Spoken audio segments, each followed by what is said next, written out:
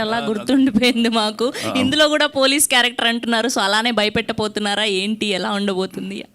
Very sorry.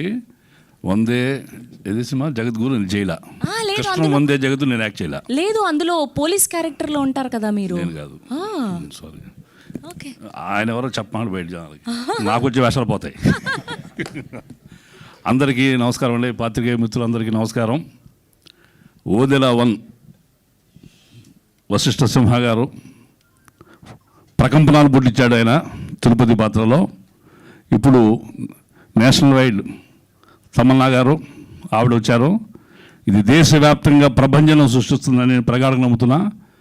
మా గగన్ చెప్పినట్టుగా కొన్ని సినిమాలు చూస్తున్నప్పుడు ఈ సినిమా ఏది అయిపోతుంది, ఈ సినిమా ఇది అవుతుంది, బిగ్ హిట్ అవుతుంది, చాలా బ్లాక్ బస్టర్ అవుతుంది అనే చిన్న వైబ్స్ మనకి చూస్తున్నప్పుడు అనిపిస్తూ ఉంది. సెట్లో ఫీల్ అవుతాం. అలా నేను ఫీల్ అయిన కొన్ని సినిమాలు అంత గొప్ప హిట్స్ అయినాయి. ఈ సినిమా కూడా అంత గొప్ప హిట్ అవుతుంది నేను ప్రగాఢంగా నమ్ముతున్నా. ఈ చిత్రంలో ఓదెల 1 చిత్రంలో నేను ఇన్స్పెక్టర్ రోల్ చేశా. ఈ 2 ఏళ్ల గ్యాప్లో అక్కడి నుంచి ఆ ఊరి నుంచి నేను ట్రాన్స్ఫర్ అవ్వాలా, స్టిల్ సేమ్ అదే పాత్రలో మళ్ళీ 2లో కనిపిస్తున్నా. పరిచయమైన కానించి సంపత్ రంది గారు సిటీ మార్చేసా. సౌందరరాజన్ గారి కాంబినేషను, తమన్నా భాటియా గారి కాంబినేషన్లో సంపత్ రంది గారు డైరెక్షన్ చేశాము.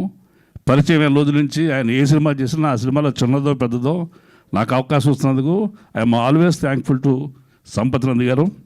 అట్లాగే ఓదెల 1లో అవకాశం ఇచ్చిన మన దర్శకులు అశోక్ తేజ గారికి, మళ్ళీ ఈ సినిమా కూడా పిలిచి అవకాశం ఇచ్చిన దర్శకులు గారికి, నిర్మాత మధు గారికి, ముఖ్యంగా గగన్ వశిష్ఠ సింహ వాయిస్ గురించి చెప్పారు.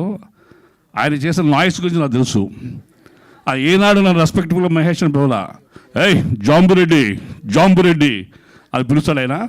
ఈజ్ వెరీ ఫ్రెండ్లీ అండి. ఈ సినిమాలు అందరూ కూడా చాలా ఇలాగే చిల్లులో నవ్వుతారు పనిచేశాం. ఈ సినిమా అద్భుతమైన ఘన విజయం సాధిస్తుందని ప్రగాఢంగా నమ్ముతున్నా. Thank you very much. Thank you sir, thank you so much అండి. ఇప్పుడు డైరెక్టర్ అశోక్ తేజ గారిని మాట్లాడవలసిందిగా రిక్వెస్ట్ చేస్తున్నాం. మీరు వచ్చి ఇందాక నాకు ఇవ్వకండి మైక్ అన్నారు, మీకు తెలీదా?